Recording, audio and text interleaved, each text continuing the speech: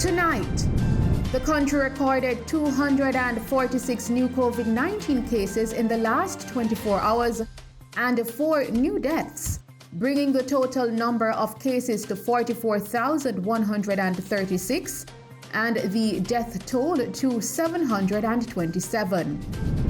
5 functionaries of the People's National Party (PNP) will have to testify in open court in the Trafigura bribery case after the Privy Council this morning upheld the rulings of local courts. Employees of the National Solid Waste Management Authority (NSWMA) in Zone 2 in the parish of St. James are raising concerns over what they say is a drastic pay cut. Our pay bill dropped from about 23%, and now we are hearing again that it will be dropping another 10 after it. They should have lobbied for us more, because we are doing the job. The sweepers are out there doing their best. And swift action by the police led to the arrest of 4 men and the seizure of firearms in Kingston. The special team actually intercepted the white provoke. 4 men were held in connection with the shooting, and 2 firearms were seized.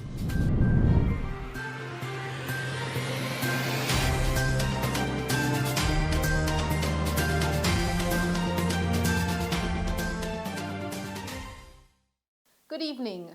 The country recorded 246 new COVID-19 cases in the last 24 hours and 4 new deaths, bringing the total number of cases to 44,136 and the death toll to 727.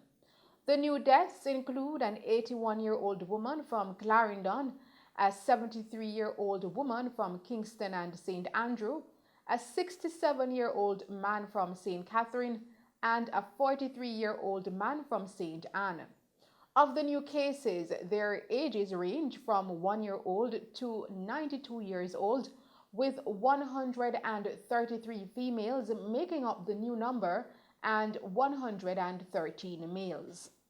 The cases were recorded in Clarendon 9, Hanover 2, Kingston and St. Andrew 87, Manchester 17, Portland 1, St. Anne 17, St. Catherine 55, St. Elizabeth 24, St. James 12, St. Mary 5, St. Thomas 8, Trelawney 3, and Westmoreland 6.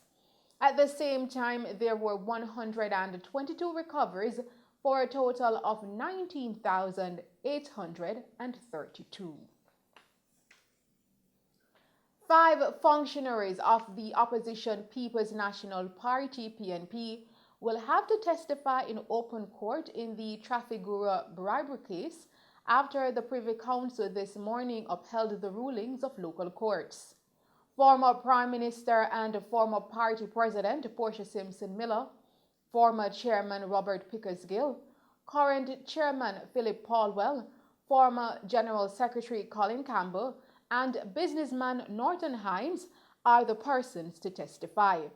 This after the UK-based Judicial Committee of the Privy Council rejected the appeal filed by lawyers for the senior PNP officials who had objected to a decision by the courts in Jamaica that their clients must testify in the public court about the long-running Trafigura Behair corruption scandal.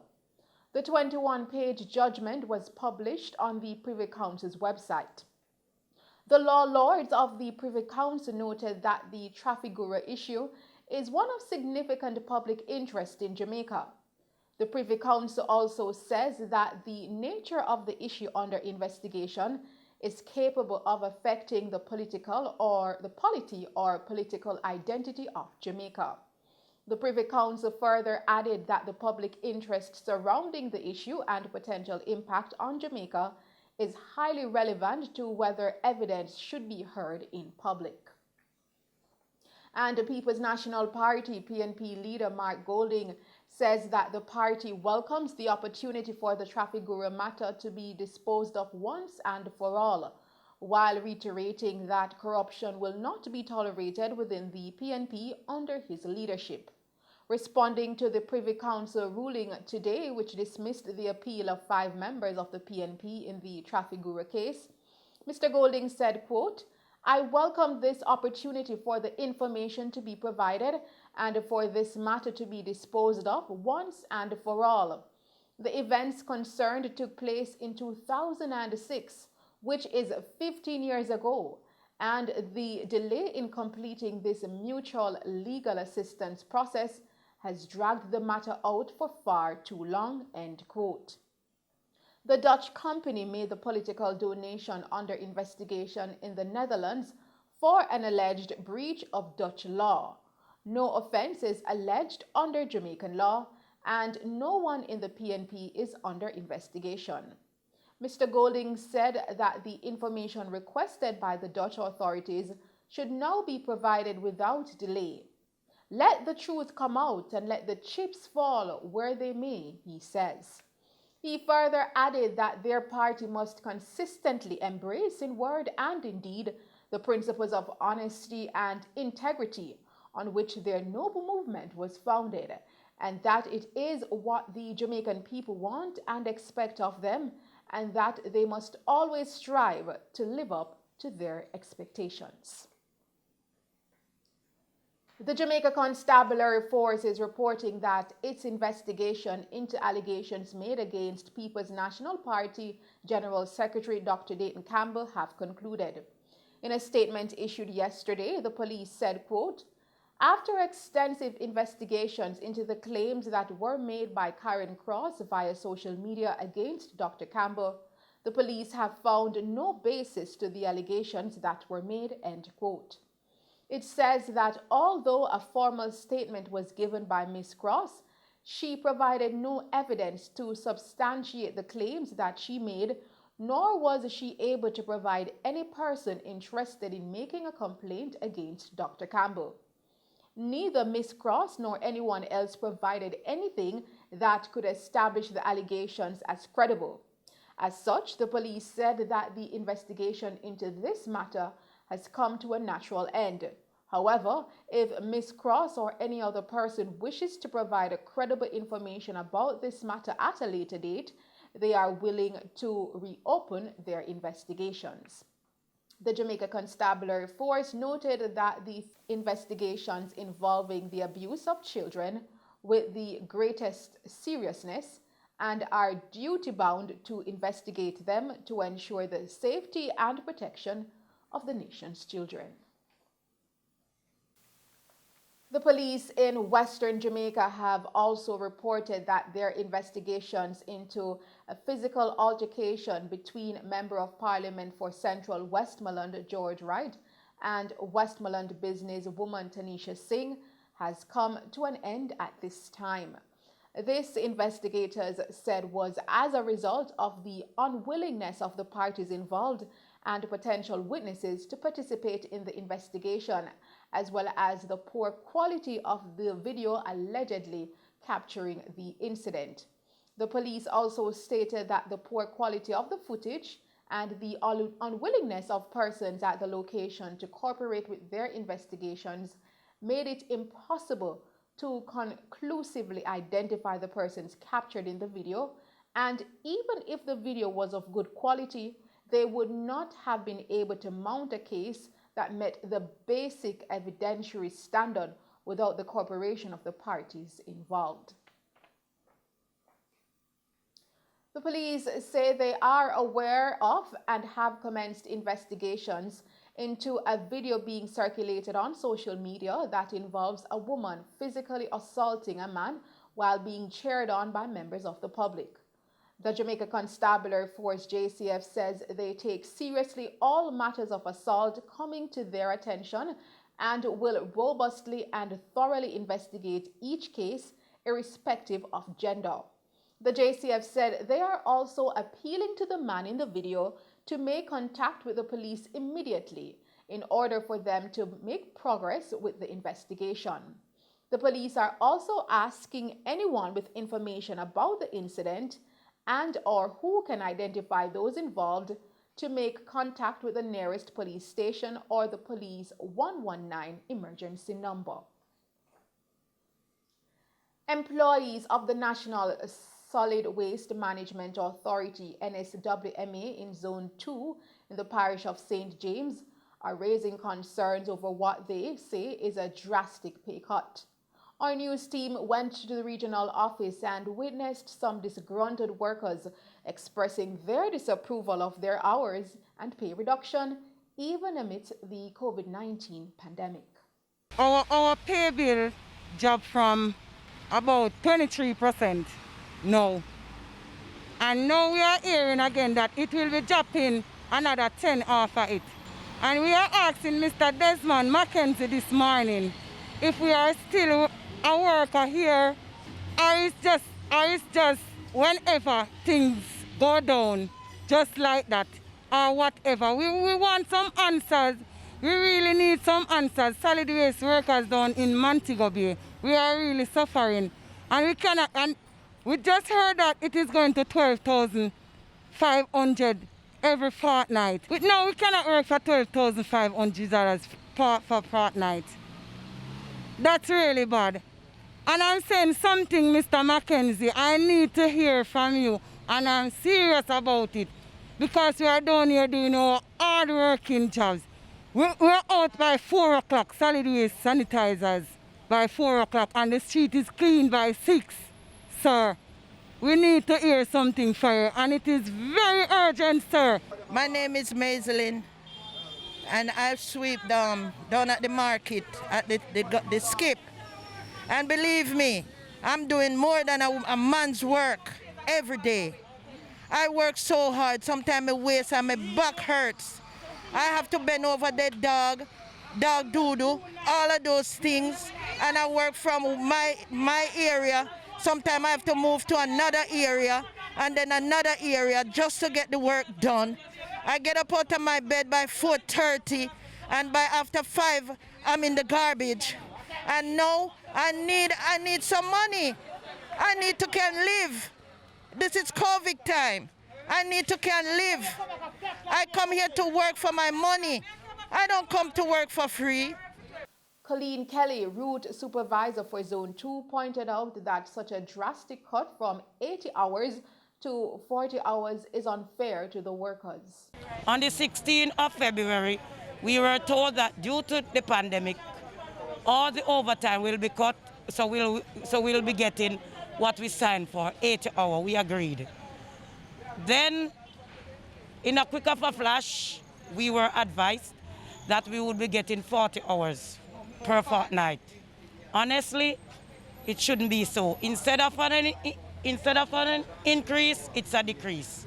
And it is unfair for us to be out here, even me, myself as a supervisor, who is not sweeping. Well, I sweep sometimes, but it's unfair for the sweepers to be in the pandemic, for here and hard, out here working, and instead of us getting better wages, we are getting the lowest wages, which is way below minimum wage. How can that be fair? That cannot be fair. That's dishonesty to us.